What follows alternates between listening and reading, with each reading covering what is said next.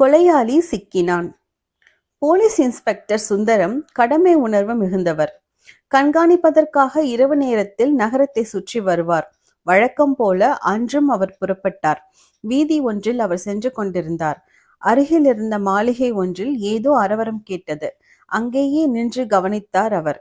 கோபால், உன்னை கெஞ்சி கேட்கிறேன், என்னை விட்டுவிடு, சுட்டுவிடாதே, சுட்டுவிடாதே என்று ஒரு பெண்ணின் அலறல் குரல் அவருக்கு நன்றாக கேட்டது.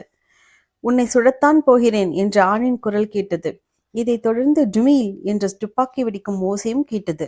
உடனே அவர் அந்த மாளிகைக்குள் வேகமாக ஓடினார். அங்கே ஒரு அறையில் ஒரு பெண் இரத்த வெள்ளத்தில் கிடந்தாள். துப்பாக்கி குண்டு அவள் நெஞ்சில் பாய்ந்திருந்தது.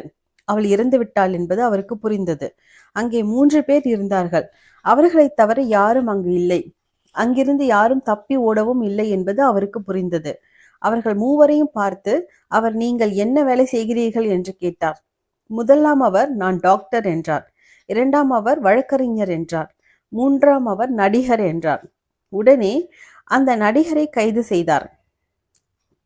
நீர்தான் இந்த கொலையை செய்திருக்கிறீர்கள், எனக்கு எந்த ஐயமும் இல்லை, ஏதும் பேசி நடித்து என்னிடமிருந்து தப்ப முடியாது என்றார்.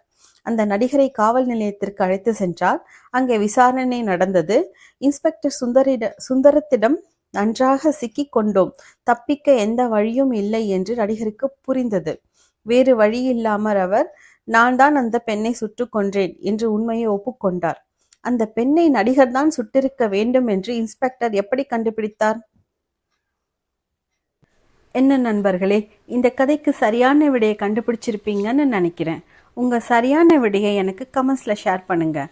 நான் இந்த புதிர்கான விடையை அடுத்த வீடியோவில் அப்லோட் பண்ணுறேன். நன்றி.